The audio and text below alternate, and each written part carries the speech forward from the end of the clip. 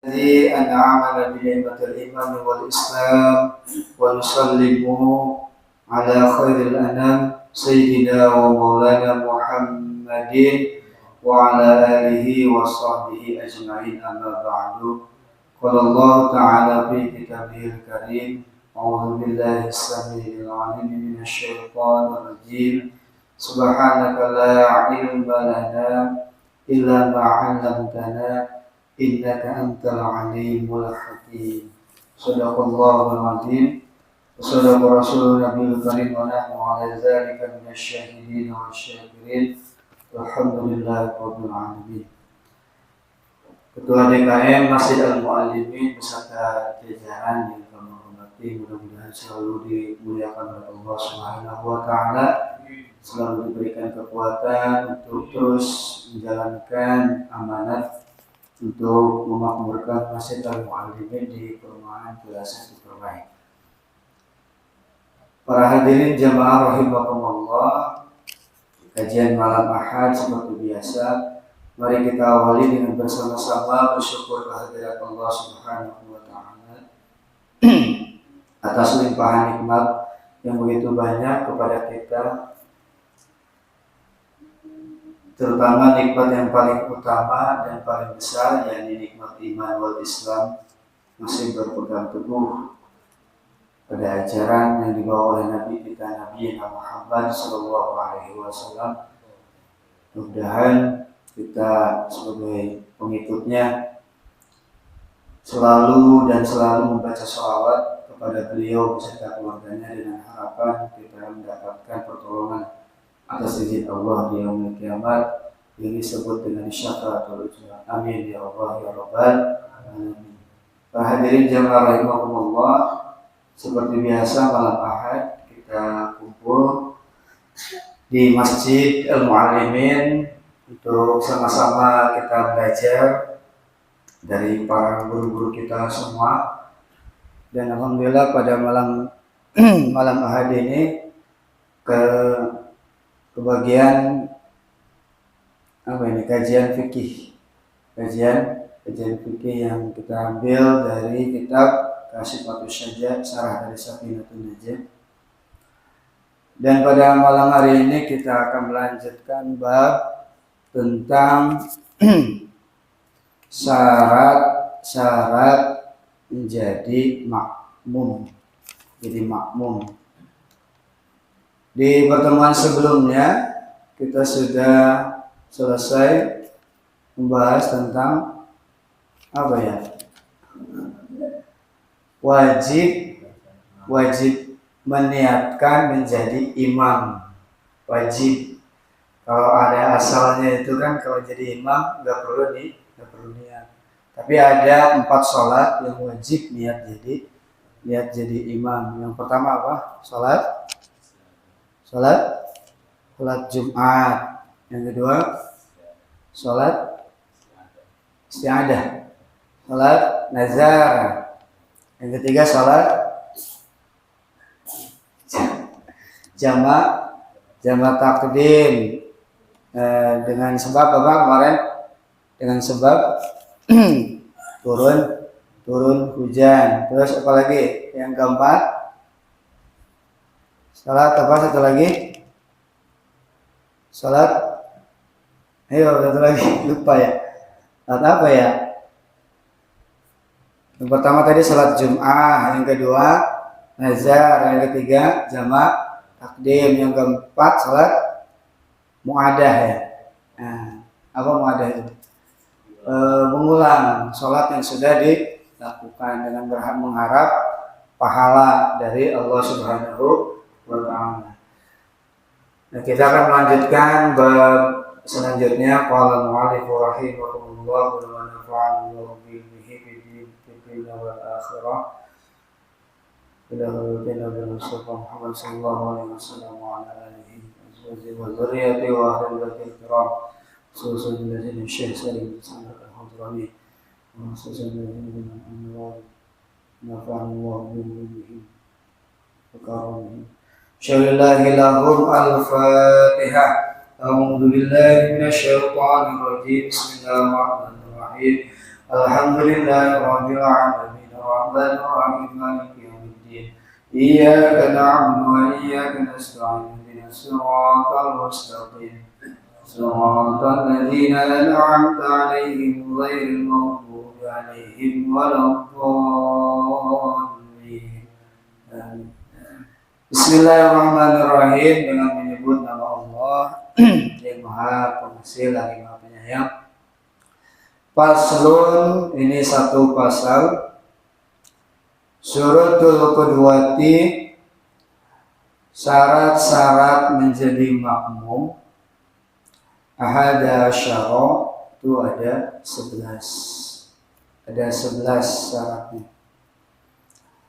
Alla ya'lama batalan sholatil imamihi, yang pertama, hendaknya dia tidak mengetahui akan batalnya sholat imamihi, sholatnya orang yang menjadi imam terhadap makmum tersebut. Bihadasin, disebabkan oleh karena imam itu memiliki hadas, au ghairihi, atau selain dari dia memiliki atau terkena hadas. Wa alla yatakida wujuda qadaiha, yang kedua, hendaknya dia tidak mengetahui wujub qadaihi, imamnya itu sedang melaksanakan sholat qada atau mengulang sholat atau mengganti sholat. Wa alla yakuna ma'muman, dan hendaknya seorang makmum, yang ketiga, dia tidak mengetahui atau tidak boleh ada imam tersebut makmuman sebagai makmum. Wala ummiyan, dan yang ke berapa nih? Dan yang keempat, seorang imam hendaknya tidak ummi. Tidak ummi itu artinya tidak bodoh dalam qiraatul Quran.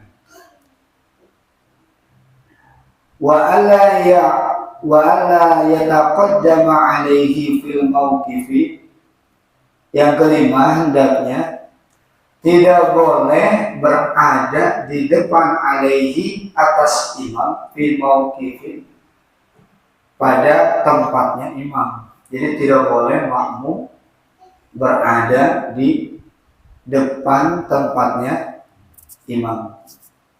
Kelima, wa an ya'lama intiqalati imamihi, yang keenam, hendaknya seorang makmum atau seorang ittiba di sholat, dalam sholat, mengetahui intiqalati imamihi, gerak-geriknya, perpindahan gerakan imamnya yang memimpin dia dalam sholat.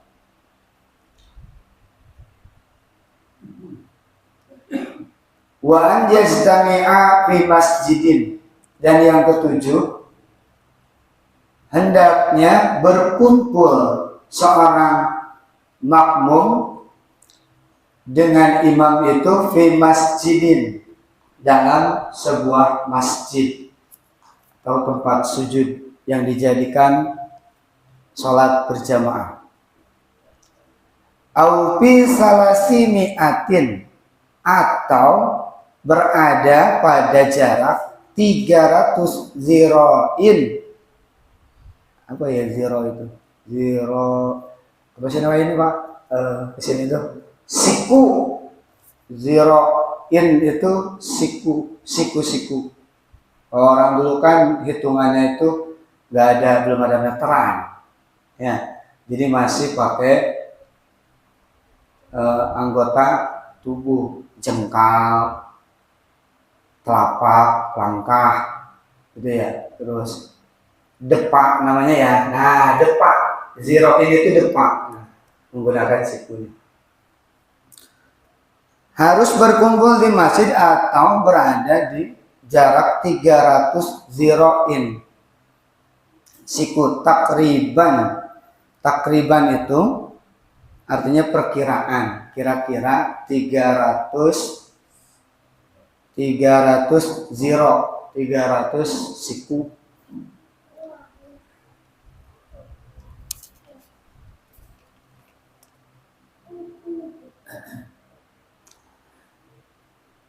Yang keberapa itu tadi ya?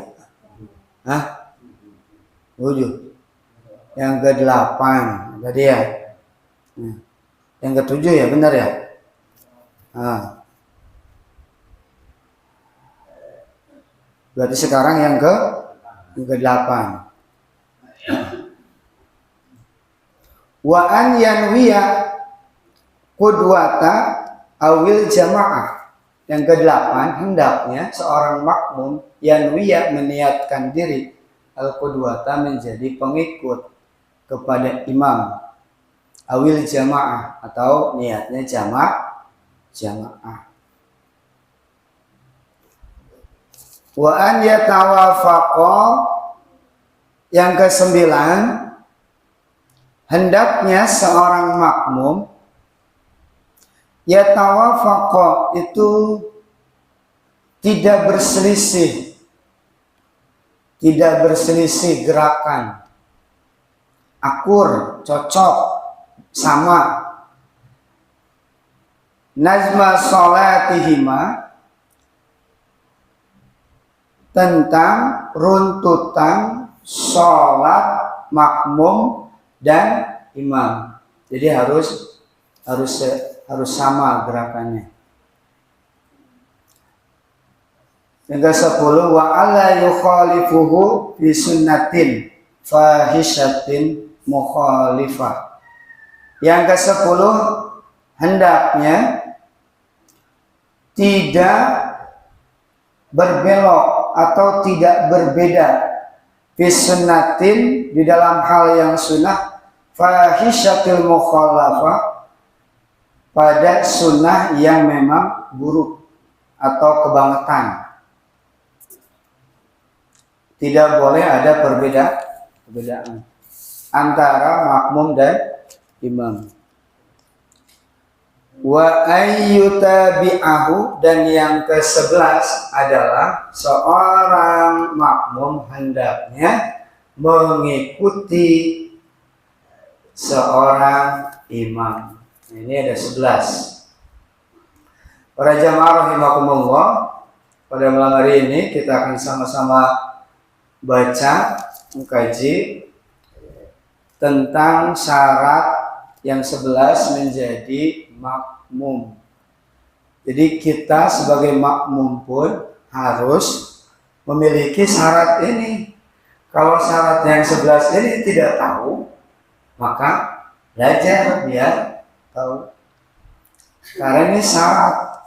Kalau syaratnya tidak tahu, maka jadi makmumnya juga bisa dianggap tidak sah. Tidak sah. Kalau kita belajar ini artinya yang kita pikirin pertama itu, sah nggak ya jadi makmum? Itu dulu ya kalau kita imam. Dan kadang-kadang kita berpikirnya kelewatan atau bahkan ngomentarin imam. Padahal dia aja belum tentu jadi makmumnya sah. Nah, begitu. Pada umumnya kita itu sering mendengar orang itu menanggapi bahkan mengkritisi seorang imam, Nggak pernah nggak bapak-bapak dengar obrolan. Tadi sah nggak ya jadi makmumnya? Nggak pernah. Tapi kalau yang imamnya nggak baca basmalah, ramai. Imamnya salah dikit, satu ayat ketinggalan, ramai. Gitu. Nah, ini mudah-mudahan jadi pembelajaran buat kita dan buat saya pribadi. Ternyata menjadi seorang makmum pun ada syaratnya. Belum tentu kita lolos dari sebelah sini. Ya, selama ini sampai hari ini pernah nggak kita tahu syarat-syaratnya jadi makmum? Kalau kita sudah tahu dan bisa melewati itu, artinya kita bisa secara fikih minimal, secara fikih saya sah jadi makmum. Ini mah pahalanya berapa ya? Pahala sahnya aja belum kan? Belum tentu. Sah tidaknya saja kita kadang-kadang tidak tahu, tapi kadang-kadang berharapnya pahalanya banyak. Kalau jemaah nih 27 derajat nih, bahkan lebih, sangat tahu. Ya, padahal ibadah salat itu selain hati juga dibuktikan dengan gerakan. Jadi syariatnya harus mengikuti dulu. Udah wudu belum? Wudunya bener gak? Gitu. Salatnya. Nah, sekarang jadi makmum. Syarat-syaratnya. Ya. Sering jadi imam apa jadi makmum, Pak? Seringnya. Seringnya kita jadi makmum ya. Nah, ini maka dianggap penting untuk kita sama-sama ketahui. Musannif menjelaskan di dalam kitab ini, faslun, ini satu pasal fi syurutil mu'tabirati fil qudwati, yakni tentang syarat-syarat mengikuti fil qudwati kepada pemimpin yang memimpin di dalam sholat. Jadi kalau kita tarik secara logo, qudwah itu hampir sama atau sawaun dengan uswah, panutan, imam yang harus diikuti. Qudwah itu orang yang diikuti di dalam sholat. Ya. Tapi kalau uswah itu dalam segala hal, itu milik Nabi kita, Nabi Muhammad Sallallahu Alaihi Wasallam, baik dalam sholat maupun di luar. Tapi minimal di qudwah, di dalam sholat ada namanya imam, namanya qudwah yang harus diikuti. Yang mengikuti namanya makmum, makmum. Di dalam usul fikih, hal yang paling utama adalah menjadi makmum itu adalah ittiba, mengikuti imam. Itu menjadi hal yang menjadi pokok. Ya, bahwa di sini syaratnya ada yang di terakhir. Ini menjadi kata kunci. Ya, sebenarnya udah cukup ittiba. Atau tiba aja. Imamnya sujud, ruku. Jangan sekali-kali berbeda dengan gerakan imam. Apa saja? Yang pertama, ahaduha, yang pertama, alla ya'lama, hendaknya seorang makmum itu tidak mengetahui, artinya aywa alla yazunnu zannan ghaliban. Artinya dia tidak menyangka-nyangka, memperkirakan dengan sangkaan yang ghaliban, yang pasti. Tentang sangkaan apa? Batolani sholati imamihi bihadasin. Bahwa dia menyangka imam yang dia akan ikuti batal sholatnya. Dia tahu. Si imam batal, tadi saya dengar dia kentut. Dihadasin kan? Kentut itu hadas shagir, hadas kecil. Ya.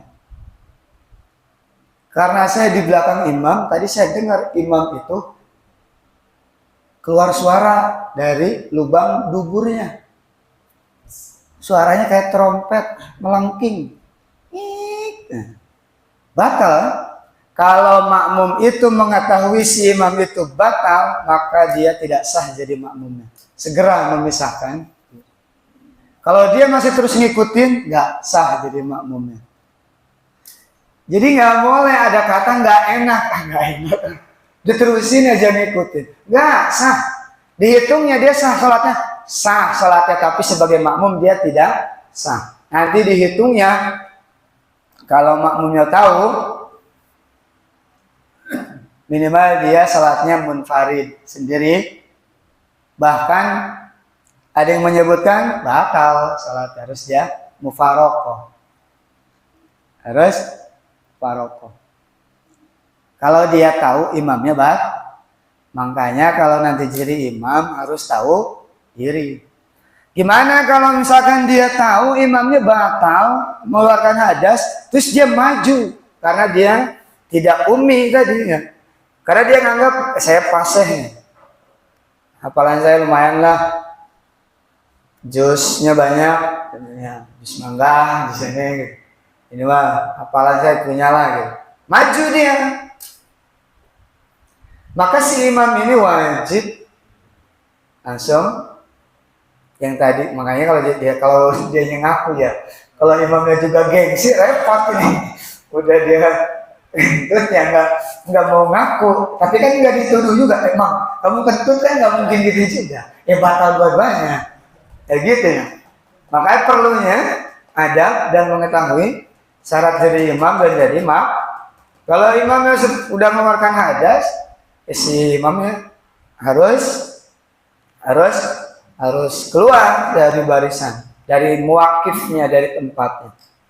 Maka orang yang di belakangnya wajib maju menggantikan sebagai imam, tanpa misalkan dia meniatkan jadi imam. Kan niat jadi imam sholat maktubah mah nggak wajib. Yang wajib itu yang kemarin udah dibahas. Niat jadi imam itu wajib pada 4 salat, kecuali salat Jumat bubar. Ya, bubar.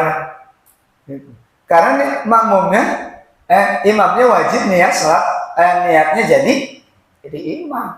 Tapi salat maktubah yang 5 waktu nggak perlu si imam yang tadinya jadi makmum, dia maju udah otomatis jadi imam. Karena apa? Karena makmumnya udah meniatkan adaan makmuman lillahi ta'ala. Ini ya udah otomatis. Nah itu yang pertama. Jadi kalau jadi makmum, saya pura-pura nggak tahu gimana? Nggak boleh. Ya, hanya sangkan, zannan, ghaliban aja nggak boleh. Hanya perkiraan. Kayaknya si imam batal nih, nggak boleh. Pokoknya harus husnuzon, gitu ya. Harus yakin si imam ini nggak batal. Maka dia sebagai makmum lanjut sah jadi makmum. Ini yang pertama. Ya. Bahkan Timusani pengarang kitab Sifatus saja menjelaskan bahwa di sini lebih dalam lagi.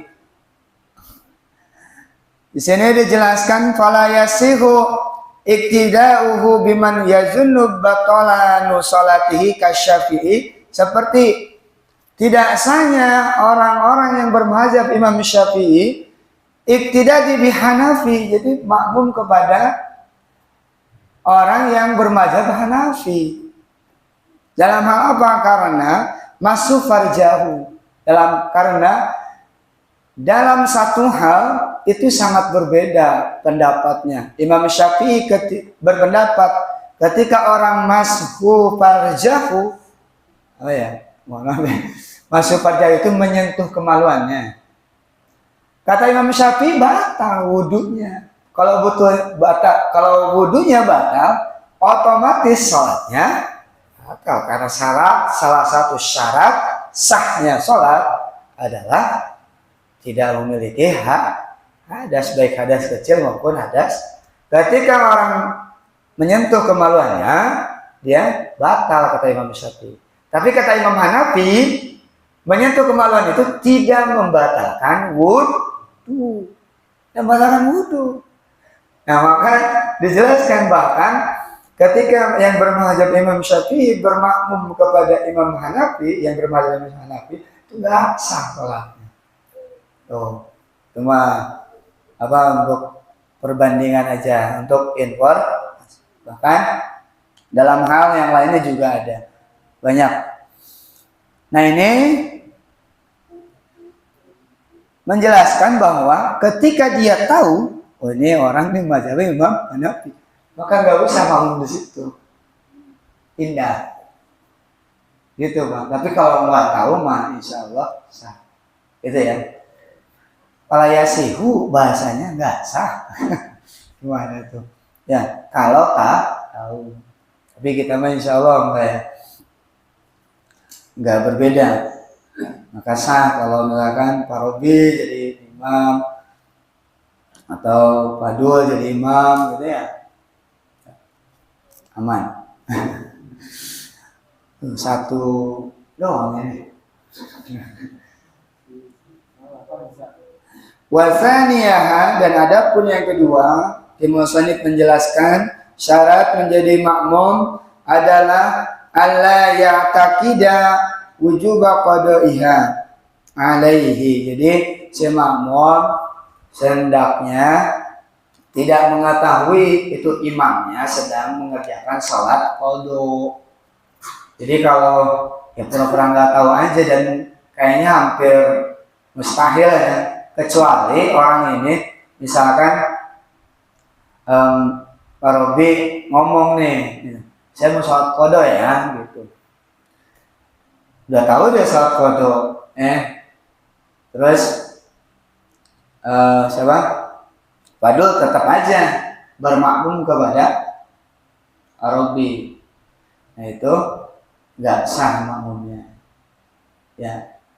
Atau dia tahu, wah ini biasanya kalau orang ini jam segini itu ngerjain sholat qadha. Nggak boleh bermakmum kepada orang yang sedang sholat qadha. Ya. Nah itu. Jadi makmumnya hendaknya tidak mengetahui. Nah di sini jelaskan seperti itu. Wasalisah, dan adapun yang ketiga, alla yakuna makmuman, hendaknya seorang makmum itu atau seorang makmum itu mengetahui imam yang dia akan jadikan sebagai qudwah dalam sholat, makmuman la yakuna makmuman, sedang tidak menjadi makmum. Artinya ketika si A mau ngemakmum ke si B, Arabi mau ngemakmum ke Padul, ternyata posisi Padul itu sedang menjadi makmum kepada Pak Maksudi. Nah, maka Pak Robi yang mau menjadi makmum ke Padul itu tidak sah. Karena posisi Pak Dul sedang menjadi makmum. Ya, nggak boleh kita ngemakmum kepada orang yang sedang menjadi makmum. Ya sama-sama makmum, sejajar aja, mendingan Pak Robi ngemakmumnya ke Pak Maksudi. Jadi Pak Dul dan Pak Robi ngemakmum kepada Pak Maksudi. Jadi nggak boleh. Ya. Itu makanya nggak ada kerjaan juga. Gitu ya. Tapi kalau nggak tahu gitu ya, nah gitu. Jadi nggak boleh kita nggak makmum kepada makmum. Yang namanya makmum kan ngikutin, masa ngikutin kepada yang ngikutin lagi, gitu ya. Nah itu yang ketiga. Warabi'aha, dan adapun yang keempat, la ummiyan, hendaknya seorang qudwah, seorang imam itu ummiyan. La ummiyan, tidak. Artinya ayakuna imam al-qari'ah ummiyan. Jadi dalam hal bacaannya. Umminya itu dalam hal baca. Jadi tidak bodoh dalam hal bacaan. Kalau bahasa qiraahnya enggak fasih dalam qiraatnya, dalam bacaannya. Ya terutama bacaan Al-Fatihahnya. Jadi nggak boleh jadi imam ya atau nggak makmum kepada orang yang bacaannya ummi, ya nggak boleh. Jadi harus kepada orang yang fasih bacaannya. Itu yang keempat.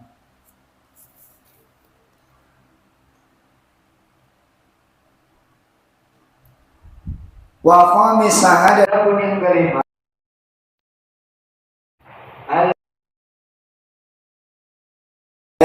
Tadi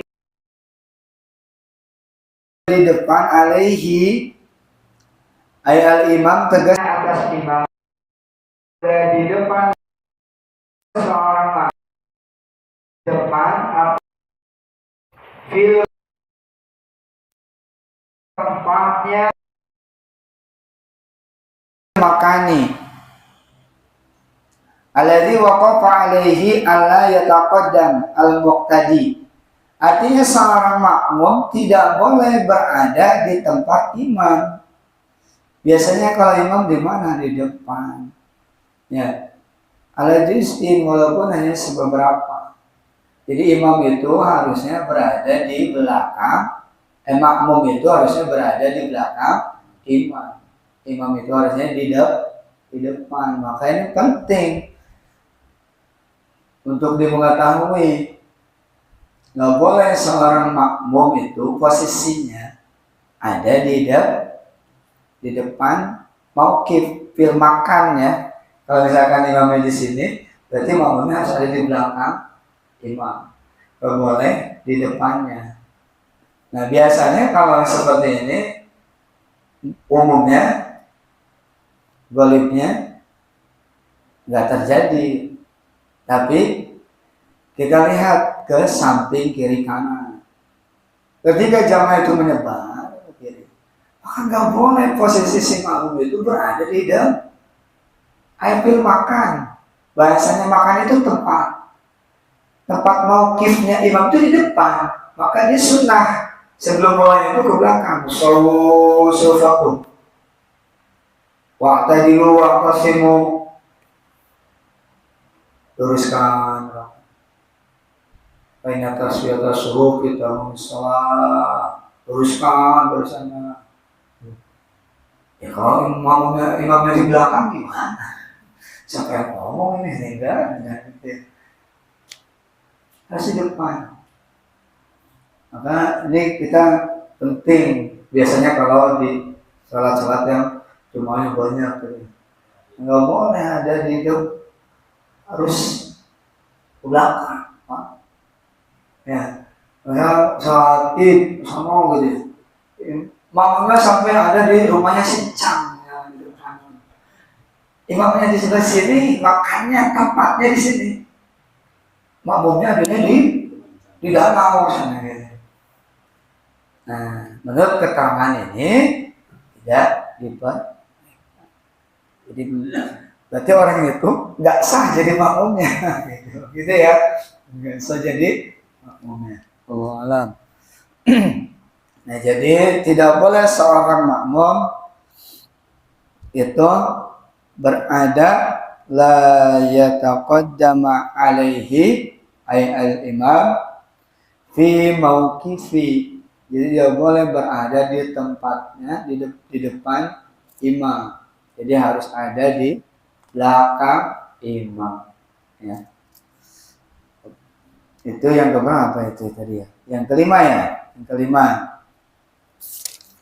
Syarat makmum yang kelima, nggak boleh berada posisinya di depan imam. Harus di belakang imam. Wasa disah, dan adapun yang keenam an ya'lama ayazunnu. Yang keenam itu adalah seorang makmum hendaknya mengetahui atau mengira-ngira intiqalati imamihi, perpindahan gerak-geriknya imam. Dia harus tahu kapan imamnya takbir, ruku, i'tidal, sujud, duduk, dan seterusnya. Jadi harus mengetahui. Ya. Sama jauh, nggak melihat ayazunnu atau memperkirakan. Kan setelah baca surat nih pasti ruku, gitu kan? Nggak mungkin nih setelah dia baca surat walam yakul lahu kufuwan ahad, dia sujud, nggak mungkin, pasti ruku. Nah dia ruku. Makanya itu ini bagi makmum harus tahu intiqal, makanya ada disebut dengan takbir intiqal. Ketika imam berpindah gerak dari satu gerakan ke gerakan lain, contoh dari berdiri ke ruku, maka imam itu sedang membacakan takbir intiqal, Allahu Akbar, gitu. Harus kedengaran, harus kencang, nggak boleh lembut. Wah, kali sekarang ada ini. Ya, ada mikrofon, ada toa, kedengeran. Jangankan orang sholat, yang nggak sholat aja dengar, tapi nggak datang ke masjid. Gitu ya maksudnya. Ya, jadi harus kedengaran si makmum. Ya. Liyatamakkana min mutabi'atihi ka ru'yatihi lahu aw li ba'din shaf. Apa saja dia harus mengetahui atau dia menyangka perpindahan gerak-gerik imam itu memungkinkan dia untuk mengikuti imam itu berpindah gerakan, maka dia pun mengikuti gerakan imam itu. Aw li ba'din shaf, atau dia melihat sebagian barisan. Barisan pertama diikuti barisan kedua, barisan kedua diikuti barisan ketiga, dan seterusnya. Itu namanya aulibadin shaf. Tapi yang shaf pertama ini Pak, tanggung jawabnya luar biasa. Tadi satu, kalau imamnya batal, dia harus menggantikan imam.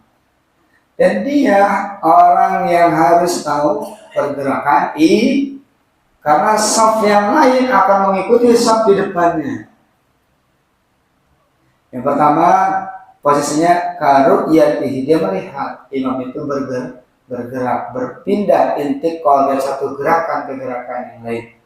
Nggak lihat imamnya, saya jauh, saya barisan ke-10, ada shaf yang ke-10. Aku libatin shaf di depannya ikutin. Itu. Ya. Ausimai atau mendengar suara. Ausimai sautihi, atau dia mendengar suara imamnya membacakan takbir intik. Allahu Akbar. Sami'allahu liman hamidah. Berarti ketiga, gitu kan? Dan seterusnya. Sawa'un kana yusalli aula walau sabiyan. Nah, au sautul muballigh, atau dia mendengar imamnya nggak dengar, suara imamnya nggak kedengaran, tapi dia mendengar suara muballigh. Muballigh itu orang yang meneruskan suara atau mengulangi apa yang diucapkan oleh imam, dengan tujuan orang-orang yang tidak terjangkau jaraknya jauh itu bisa terdengar. Kalau di kita mah ada jarang ya, nggak ada. Tapi di Mekah mah masih ya. Mekah. Kalau kita lihat live itu kan di Mekah itu, ketika imamnya Allahu Akbar, ada suara Allahu Akbar, gitu tuh. Nah itu mubalik namanya. Nah mubalik ini menurut keterangan Kimusani pengarang kitab ini menjelaskan siapa yang boleh menjadi mubalik. Bahkan anak kecil pun boleh. Dan dia nggak pun, walaupun dia nggak sholat pun nggak apa-apa. Bahkan au fasikun, bahkan orang fasik pun boleh jadi mubalik. Gitu. Dia mau ngikutin aja ngeliatin. Imamnya Allahu Akbar, baru dia Allahu Akbar, dia nggak sholat, diam aja. Gitu. Nah itu mau balik juga namanya. Boleh. Ya, kalau di kita mah enggak ya. Nah, karena kalau kita mau baliknya saat Ramadan ya.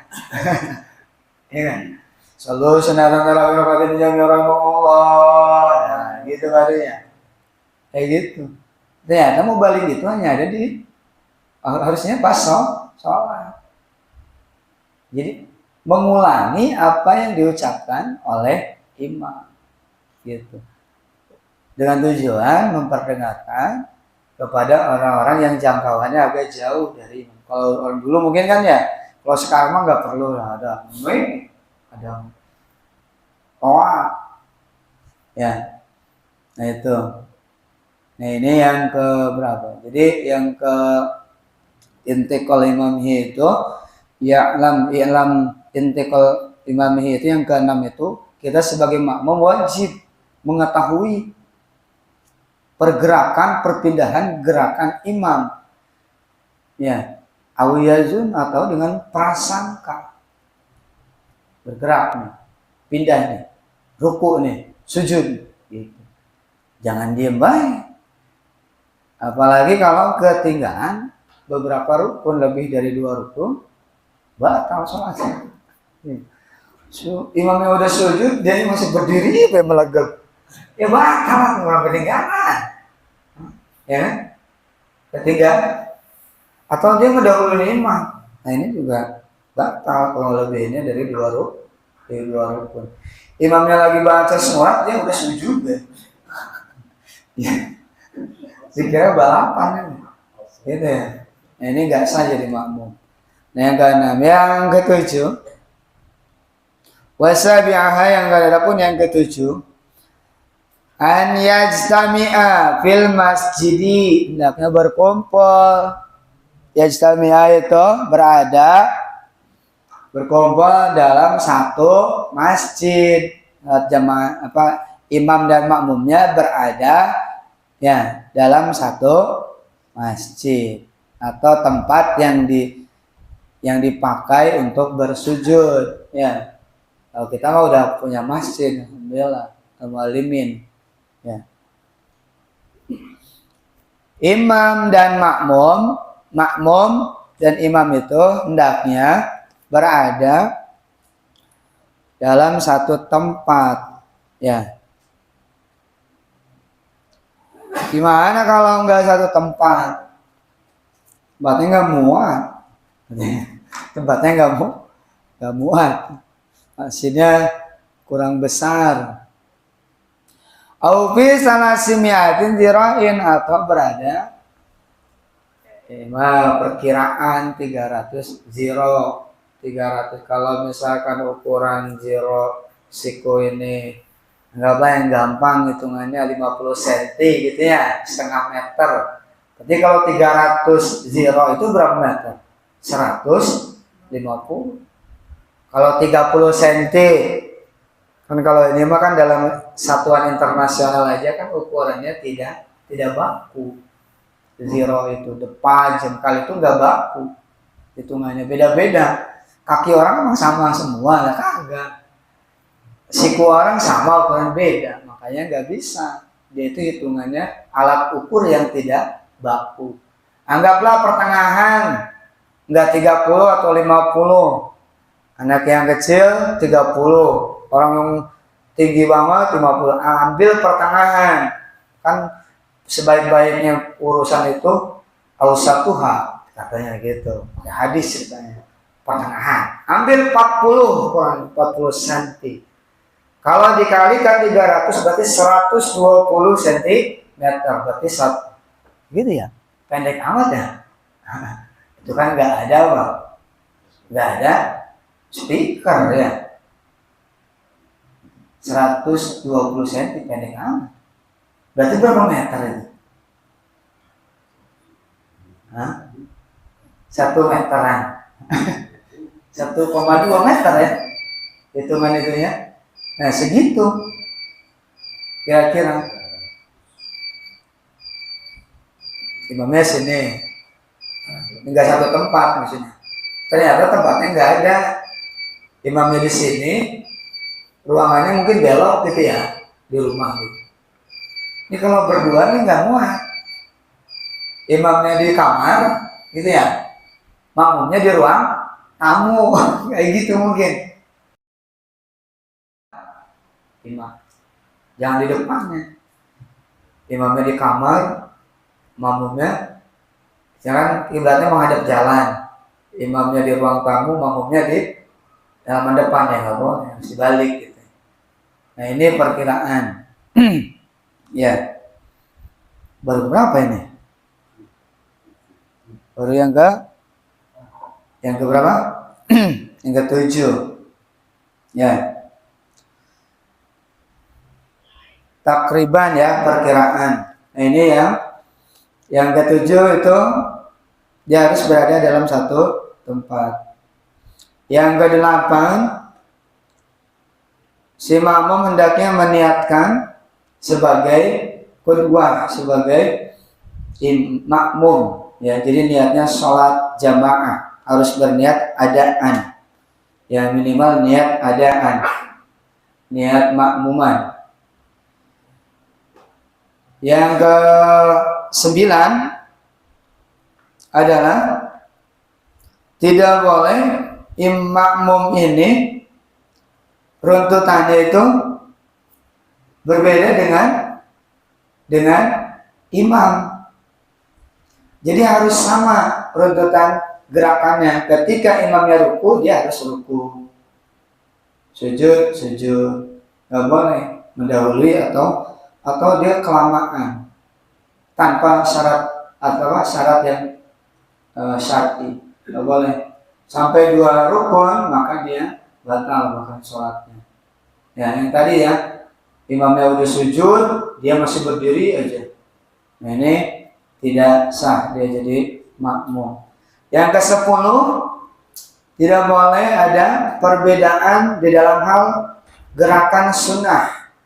Ya, ditanggung satu lagi. Gak boleh ada fahisyah mukhalafah. Jadi perbedaan sunnah yang buruk. Contohnya apa? Pengarang kitab menjelaskan contohnya kasaja di tilawah. Contohnya sujud tilawah. Kalau imamnya nggak sujud tilawah, makmumnya nggak usah, ikutin aja imamnya. Ini misalkan habis baca sajdah, surat sajdah dalam sholat, kan disunahkan sujud tilawah, ya kan? Nah ketika imamnya nggak sujud tilawah, maka makmum mentang-mentang dia tahu dia sujud tilawah. Ketika imamnya nggak sujud tilawah, imamnya kan ruku, dia sujud tilawah sendirian, maka nggak boleh. Batal jadi makmumnya. Gitu ya. Nah yang terakhir yang merupakan fundamental, jadi hal yang pokok menjadi seorang makmum adalah wa an yataba'uha. Hendaknya seorang makmum itu mengikuti seorang imam, ya, gerakannya dan seterusnya dari mulai takbiratul ihram sampai dengan salam. Ini menjadi kata kunci menjadi seorang makmum. Inilah syarat-syarat makmum yang 11. Mudah-mudahan bisa diamalkan oleh kita semua, khususnya oleh saya pribadi. Dan mudah-mudahan bermanfaat bagi para jamaah dan khususnya bagi saya pribadi. Kurang lebihnya mohon maaf. Allahul muwaffiq ila aqwamit thariq. Assalamualaikum warahmatullahi wabarakatuh.